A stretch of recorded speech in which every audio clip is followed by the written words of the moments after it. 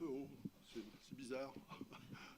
Ça va, j'y arrive, j'ai quand même su depuis l'autre semaine comment régler. Ça va là? Vous m'entendez? Non, ça va pas? Oh, là, ça va mieux? Ça va toujours pas? Alors, qu'est-ce que c'est ça? Mais c'est pas le micro, hein? Là, ça va mieux. Bon, merci les techniciens derrière là, qui savent ce qu'ils font. Je trouve qu'on est un peu endormi ce matin. Ah oui, voilà. Alors, on va plonger directement et tout de suite dans la parole rafraîchissante de Dieu. Pas d'introduction. Comme ça. Luc 20, versets 27 à 40, dans la version sommeur. On va sommer ce matin. C'est bon? OK. Quelques Sadduciens qui nient que les morts ressuscitent vinrent trouver Jésus. Ils lui posèrent la question suivante. Maître, dans ses écrits, Moïse nous a laissé ce commandement. Si un homme vient à mourir en laissant une femme, mais pas d'enfant, son frère doit épouser sa veuve pour donner une descendance au défunt. Or,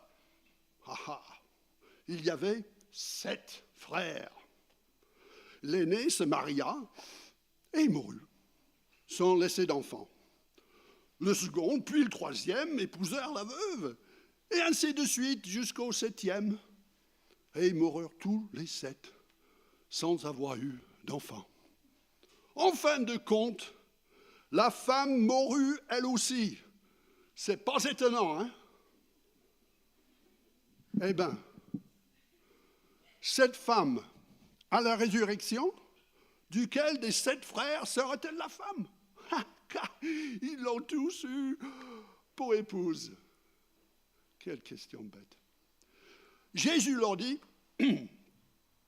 dans le monde présent, hommes et femmes se marient, mais ceux qui sont jugés dignes de ressusciter d'entre les morts pour faire partie du monde à venir ne se marieront plus.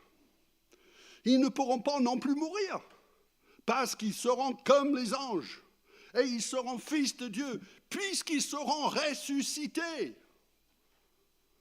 Que les morts ressuscitent, Moïse lui-même l'a indiqué. Lorsqu'il est question du buisson ardent, en effet, il appelle le Seigneur le Dieu d'Abraham, le Dieu d'Isaac et le Dieu de Jacob. Oh, Dieu n'est pas le Dieu des morts, mais le Dieu des vivants. C'est donc bien que pour lui, les patriarches sont tous les 3, vivants. Là-dessus, quelques spécialistes de la loi prirent la parole. Tu as bien répondu, maître. Car ils n'osaient plus lui poser de questions. Voilà. Mais avant de déballer notre texte, je voudrais éclairer le texte avec un peu d'histoire. Après le retour d'exil en Babylone, quelques 500 ans avant Jésus, le reste des tribus de l'ancien royaume du Sud, Juda, ont recommencé la reconstruction de la ville de Jérusalem et le temple, sous la direction de Zorobabel au départ, Josué, Esdras et Néhémie, etc., etc. À l'époque, l'Éternel parla encore par les prophètes, notamment Agé, Zacharie et finalement Malachie, le tout dernier livre de l'Ancien Testament, écrit par un auteur anonyme en fait, et qui se termine avec ces paroles. Voici, je vous envoie Élie le prophète, avant que le jour de l'Éternel arrive, ce jour grand et terrible. Il fera revenir le cœur des pères vers leurs fils et celui des fils vers leurs pères, de peur que je vienne pour frapper le pays et me le vouer par destruction. après ces dernières paroles, l'Éternel ne parla plus à son peuple pendant 400 ans. Certains historiens appellent cette période entre l'Ancien Testament, le Nouveau, l'Ancienne Alliance et la Nouvelle, les années de silence. Après leur retour d'exil, peut-être que le temple avait été reconstruit, peut-être que la loi et le sacerdoce avaient été restaurés, peut-être que le peuple avait renoncé à leur culte des idoles. Néanmoins, selon l'auteur du livre de Malachie, ils maltraitaient leurs femmes, épousaient des païens et ne respectaient pas les offrandes. Les prêtres négligeaient le temple et n'enseignaient pas au peuple les voies de Dieu. Tout simplement, le peuple de Dieu n'honorait plus leur Dieu. 400 ans plus tard, ces années de silence furent rompues avec fracas à l'arrivée de Jean-Baptiste. D'après Jésus, l'Élie qui devait venir préparer le chemin du Seigneur. Jean-Baptiste, la voix qui criait dans le désert, « Repentez-vous, car le royaume de Dieu est proche !» Ensuite, avec l'arrivée de Jésus le Messie, la parole faite chair, ces années de silence furent définitivement closes. Quoique entourés de mystère, car nous ne connaissons pas exactement la genèse des Sadduciens, c'était pourtant pendant ces 400 années de silence que ce groupe trouve leurs origines, ainsi que leurs opposants, les pharisiens et d'autres mouvements religieux qui essayaient de combler le silence assourdissant de Dieu par leurs propres interprétations de la Bible hébraïque, le Tanakh, notre Ancien Testament. Les Sadduciens figurent bien moins souvent que les pharisiens dans le Nouveau Testament, et tous deux disparaissent quasiment après la chute de Jérusalem et la destruction du temple en l'an 70. Cette classe ou partie religieuse des Sadduciens était composée surtout d'aristocrates et de gens privilégiés, influents dans les affaires politiques aussi bien civiles que religieuses. Ils étaient étroitement liés au temple et au sacerdoce.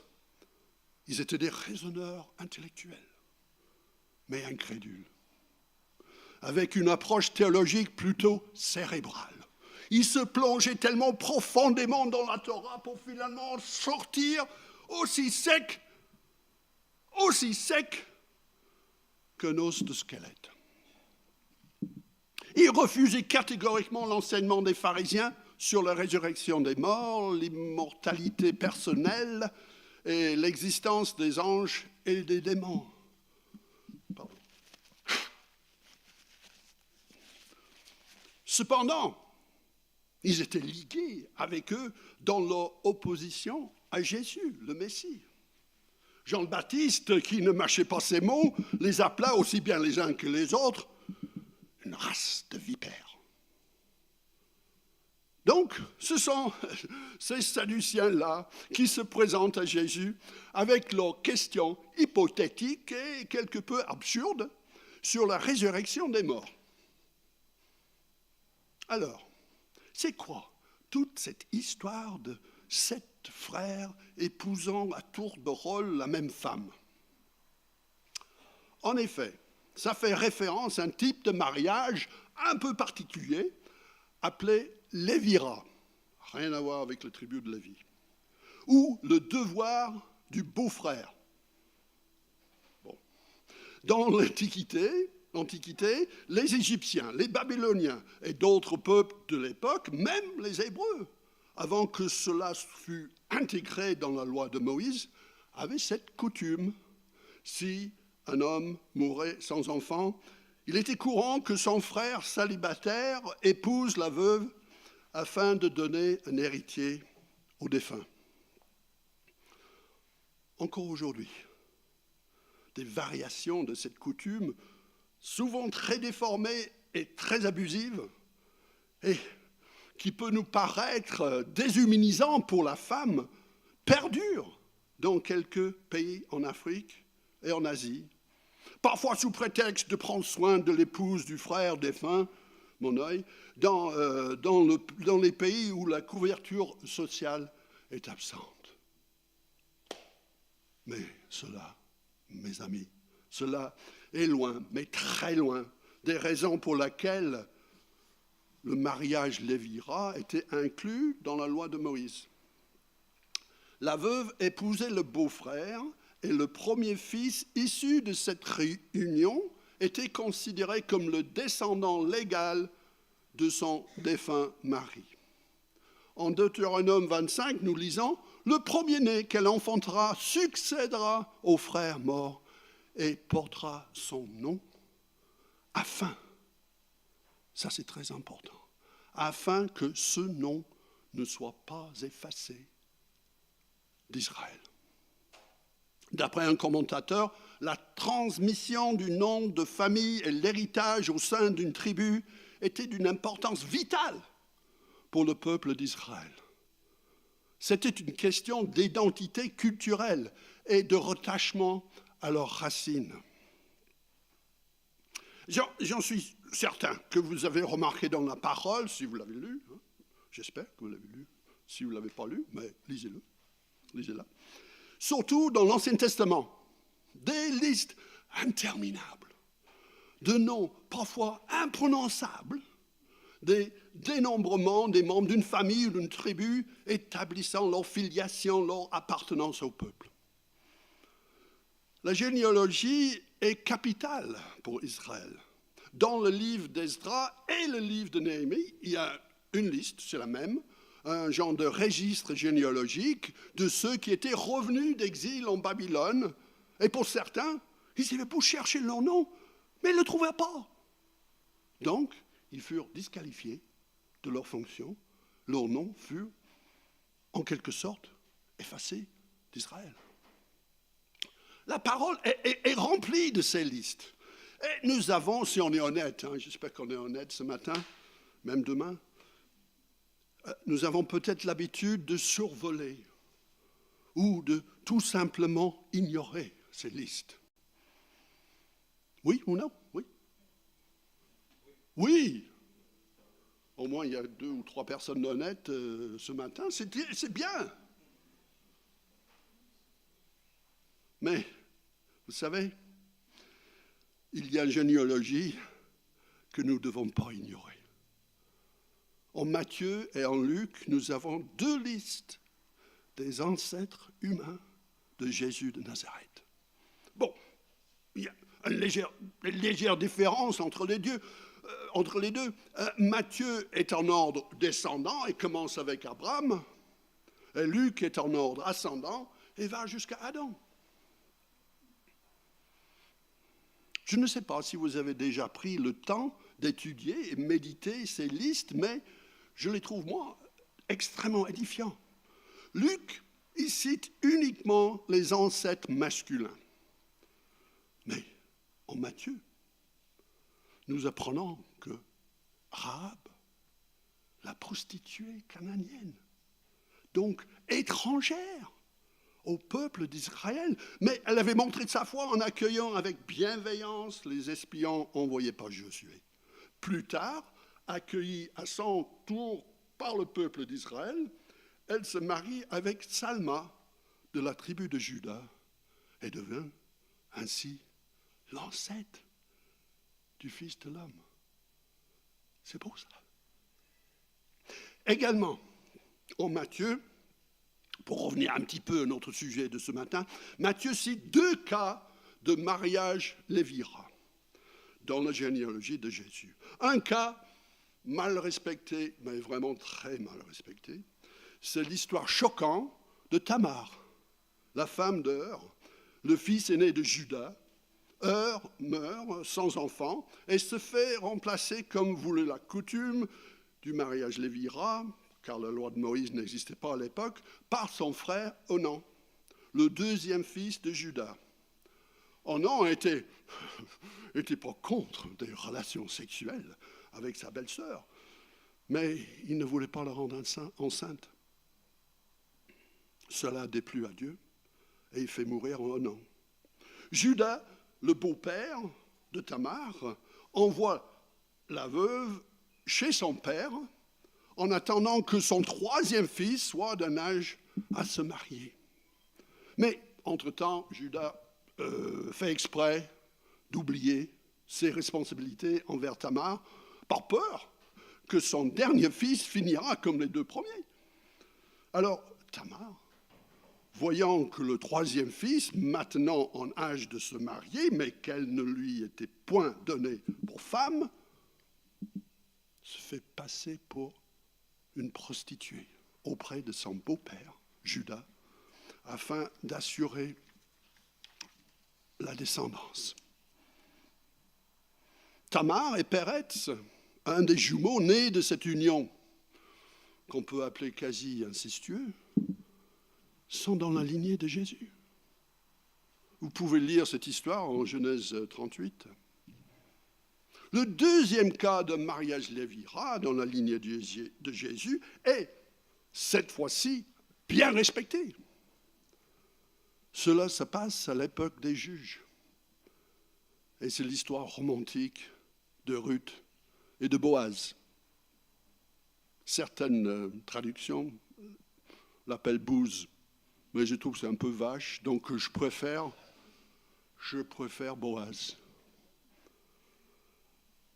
Tout le monde aime l'histoire de Ruth, cette femme vertueuse, la glaneuse de Dieu, comme l'écrivain Vincent Bouton l'appelle.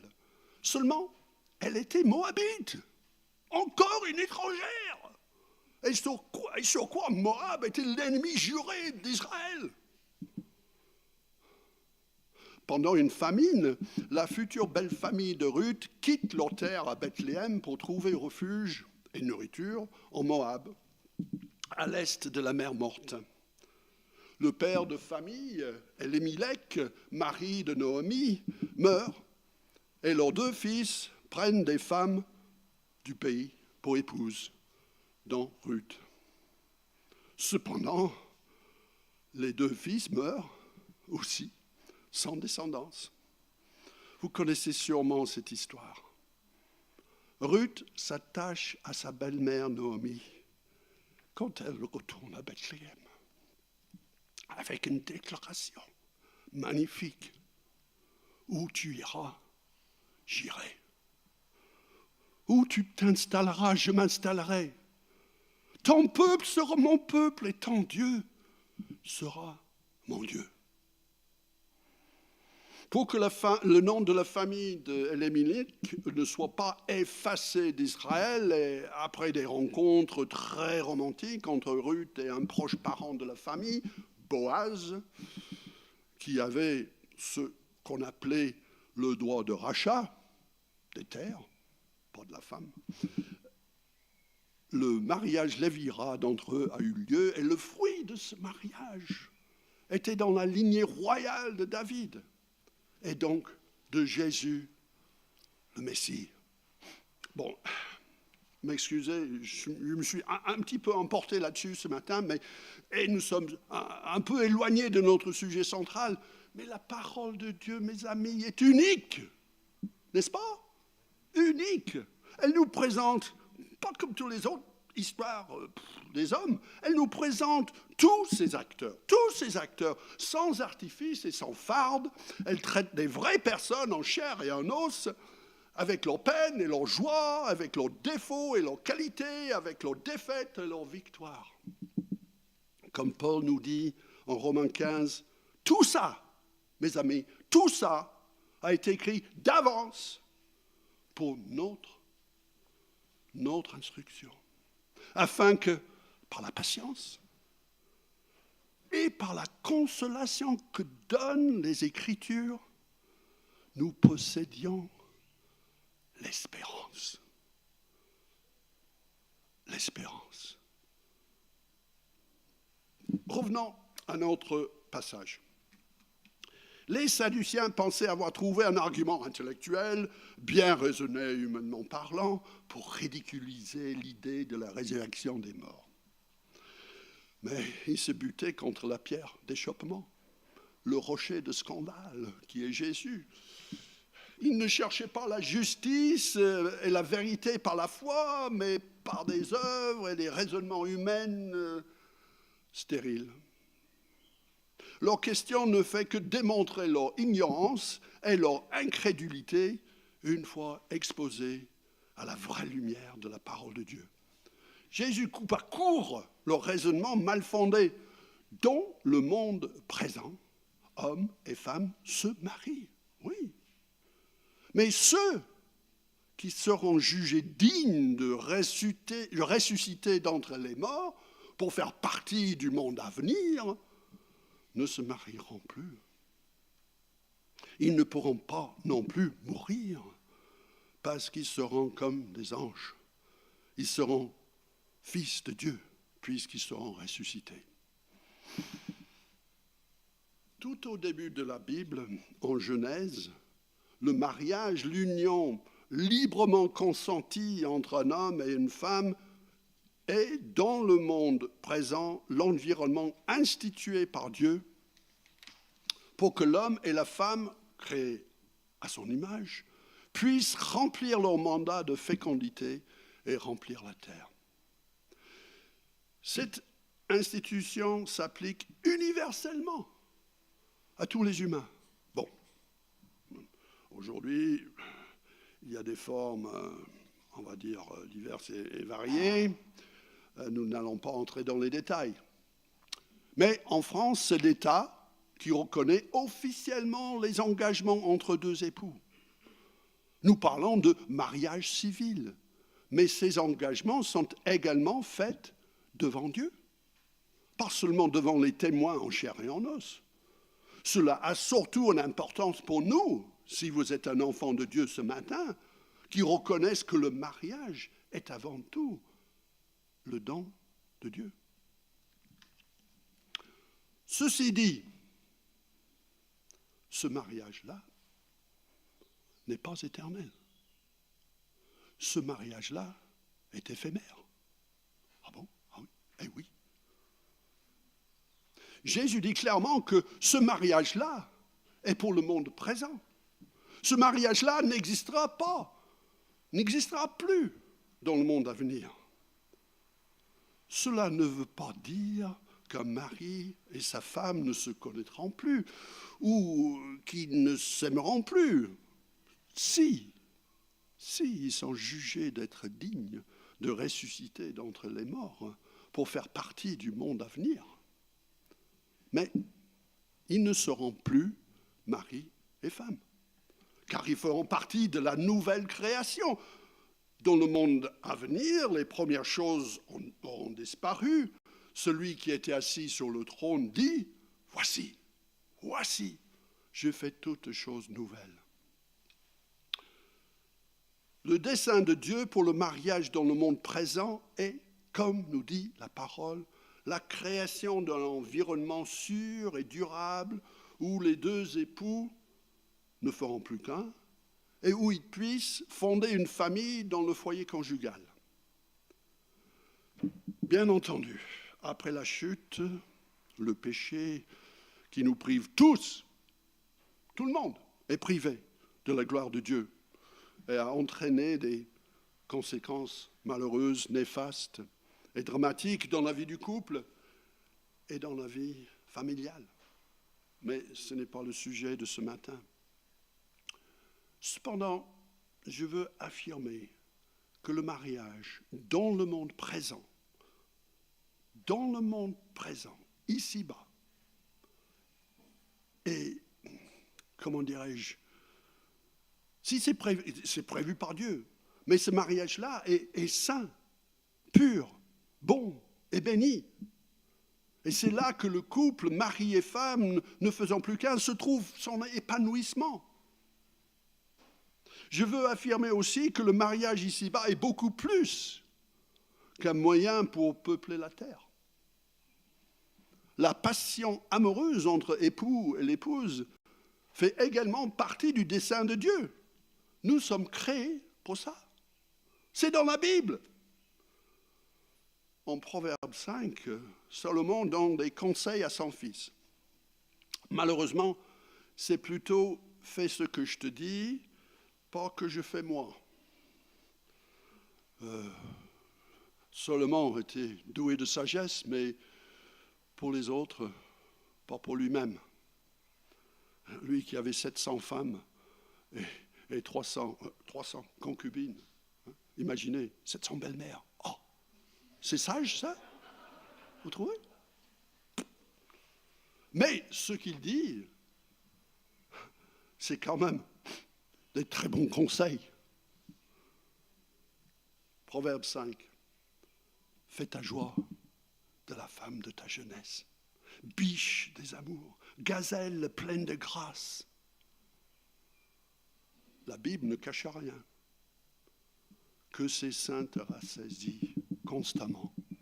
Enivre-toi sans cesse de son amour. Cependant, sans Dieu, l'unité véritable et complète du couple n'est pas possible. Le mariage dans le monde présent, alliance entre les époux, est scellé par les paroles d'engagement prononcées publiquement, devant témoins et devant Dieu. À la mairie en France, tout ça est bien codifié et laïque, mais laisse à désirer pour un couple chrétien. Donc la bénédiction nuptiale au sein de la communauté de Dieu permet d'affirmer que le mariage est bien le dessein de Dieu. Il y a l'échange d'autres paroles d'engagement, l'amour mutuel, le réconfort mutuel, le respect mutuel à travers tous les moments de la vie, dans la maladie et la santé, la joie et la peine, dans la richesse et dans le besoin. Jusqu'à la mort leur sépare. Ce mariage-là, dans ce monde présent, s'arrête à la mort physique d'un des conjoints. Et donc le veuve ou la veuve est dégagé de l'alliance qui les liait. Et il ou elle est libre de se remarier. Juste un point pour nos saliciens qui sont toujours là à nous écouter parce qu'ils ne savent pas ça. Juste un point pour nos Sadduciens, il ne peut pas donc y avoir non plus de la polygamie dans le monde à venir. Dans ce monde à venir, ceux et celles jugés dignes de ressusciter d'entre les morts pour faire partie de ce monde ne pourront pas non plus mourir, parce qu'ils seront comme les anges, ils seront fils de Dieu, puisqu'ils seront ressuscités avec un nouveau corps. Donc, la nécessité de procréer n'existera plus pour remplir les nouveaux cieux et la nouvelle terre. L'Éternel déclare sa volonté d'avoir une maison pleine. Une maison pleine. Et une fois qu'elle est pleine, avec ceux et celles jugés dignes de faire partie du monde à venir, elle restera pleine pour l'éternité. Et la solitude qu'Adam a connue dans le jardin d'Éden avant l'arrivée de son vis-à-vis, Ève, ne fera pas non plus partie du monde à venir, car tous nos besoins, y compris notre besoin de compagnie, seront satisfaits. Les Sadduciens avaient cité la Torah de Moïse pour tendre leur piège à Jésus, mais ils avaient tout faux. Et notre Messie leur clut le bec en reprenant les propres paroles de Moïse, qui disait et qui appelle le Seigneur le Dieu d'Abraham, le Dieu d'Isaac et le Dieu de Jacob. Or, Dieu n'est pas le Dieu des morts, mais le Dieu des vivants. Donc c'est bien que pour lui, il n'y a que lui qui compte en fait. Pour lui, les patriarches sont tous les trois vivants. Dieu est toujours, mais toujours, le Dieu des vivants. L'esprit de tous les êtres ayant foulé physiquement le sol de ce monde présent, sont vivants, en attendant le retour du Seigneur, avec une anticipation joyeuse ou pas, ainsi que la résurrection de leur corps et le jugement dernier pour savoir s'ils sont dignes pour faire partie du monde à venir. Paul écrit aux Corinthiens, 1 Corinthiens 15, « Ainsi en est-il de la résurrection des morts. Le corps est semé corruptible. Il ressuscite incorruptible. Il est semé méprisable. Il ressuscite glorieux. Il est semé infirme. Il ressuscite plein de force. Quel mystère insondable.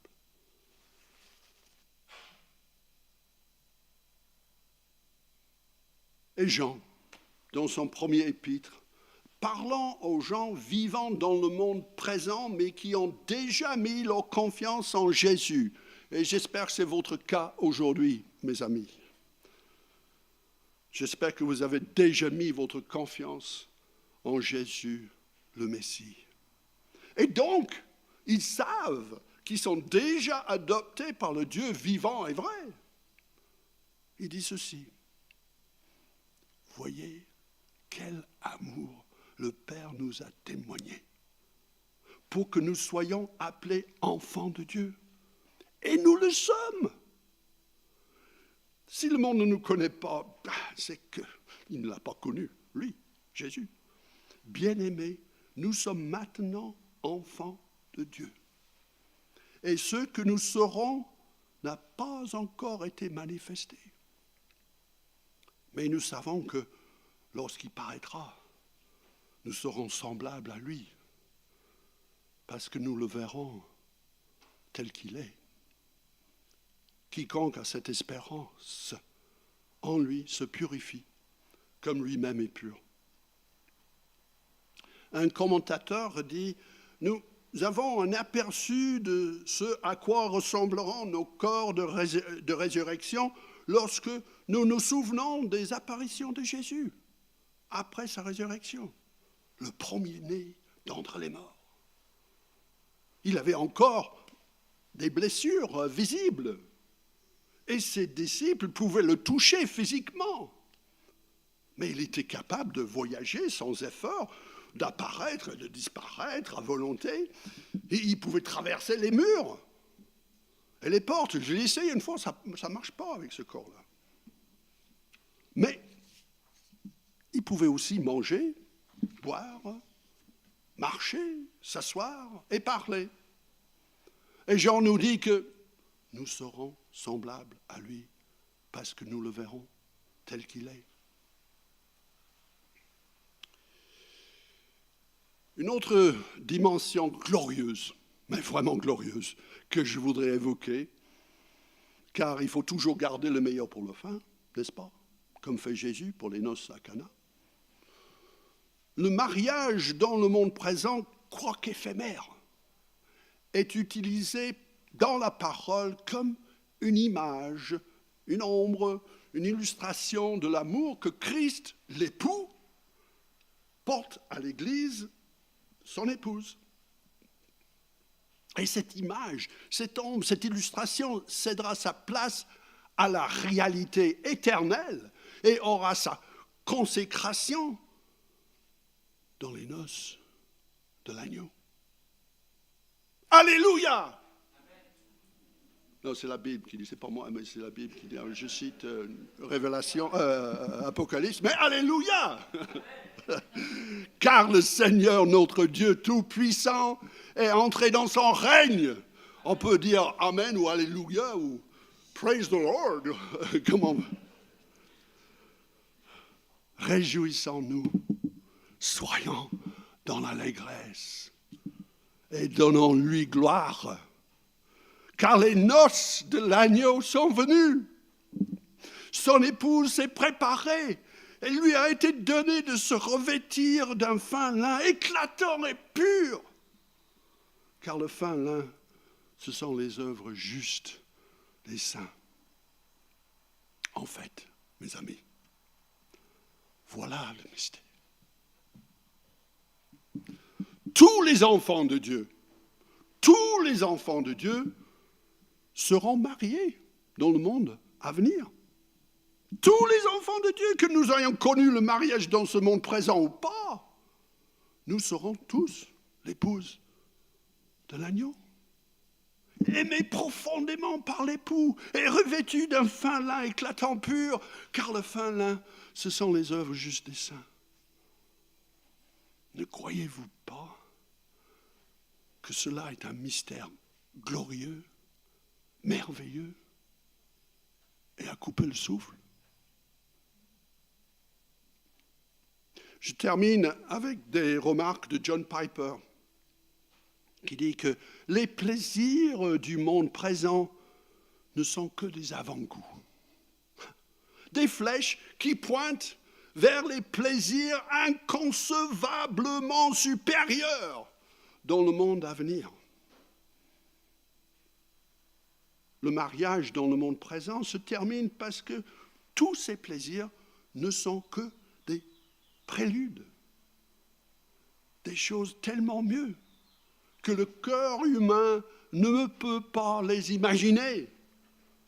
Et Paul, en 1 Corinthiens 2, dit, en citant le prophète Isaïe, voyez comment la parole se reflète, se réfléchit de l'Ancien Testament au Nouveau, ce que l'œil n'a pas vu, que l'oreille n'a pas entendu, que l'esprit humain n'a jamais soupçonné, mais que Dieu tient en réserve pour ceux qui l'aiment. Et juste une dernière pensée pour ceux et celles qui n'ont pas connu les joies et peines du mariage dans le monde présent, pour quelque raison que ce soit. Il n'y aura pas de désavantage pour eux dans le monde à venir, car le mariage du monde présent n'est plus. Donc, tout le monde est en pied d'égalité en tant qu'épouse de l'agneau. Et tous pourront profiter, comme dit les psalmistes, en Psaume 16, de la plénitude de joie en sa présence et des délices éternelles auprès de lui. Amen.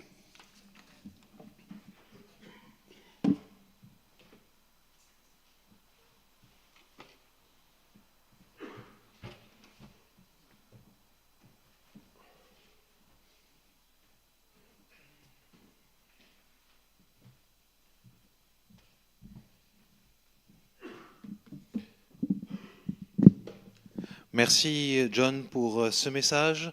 Nous allons prendre dans quelques instants la Sainte Seine, mais ce message m'a mis quelque chose sur le cœur. Vous avez entendu qu'on a parlé justement du mariage et la fin du mariage avec la mort et notamment après avec la résurrection.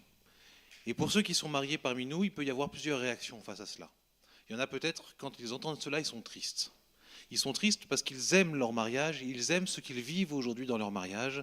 À cela, j'aimerais simplement vous dire, vivez pleinement votre mariage. Si ça vous rend triste, alors vivez pleinement aujourd'hui votre mariage.